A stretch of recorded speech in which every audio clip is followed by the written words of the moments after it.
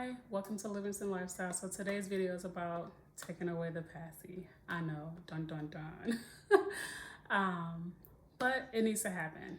Totally up to you when you do it. So I mean, it's 17 months. She had hers longer than my 4-year-old had hers, but due to life circumstances, she just ended up getting hers longer.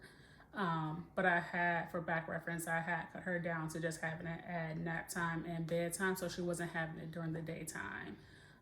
So I think that lessened how long she was kind of crying for it. I think that helped because it was a gradual process. But I decided I had an extended weekend. I was like, okay, today's gonna be the day. The paci goes away. So that night I let her sleep a little bit longer, so I kind of tired her out. So she went down a little easier. She did pop back up though. Basically like, where my paci at?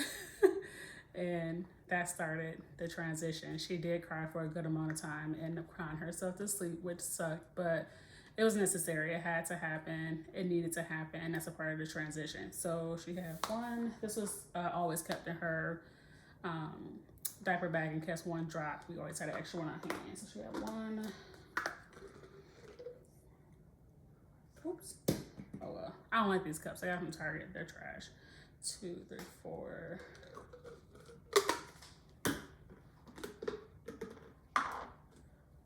Oh, these were her attachments. I was cleaning out her room and she saw this and she started to whine for them today. So she clearly still knows what they were for. And then it's a 5th one in here. I feel like I'm missing one.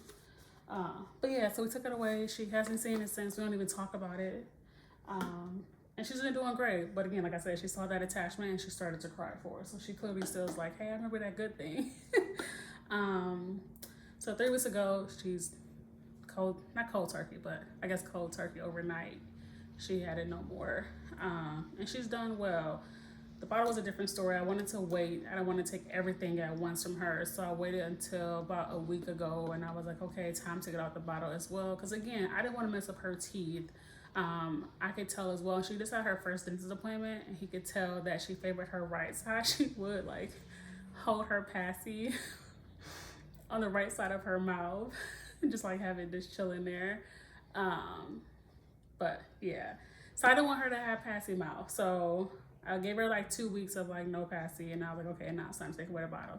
This transition was harder, again, because she still nurses. She did not like giving up this bottle, but she had to. Oops. Oh well. So we transitioned to the Tommy Tippy, which I also did for my 4-year-old when she transitioned. I like these. They're easy to clean. Yeah.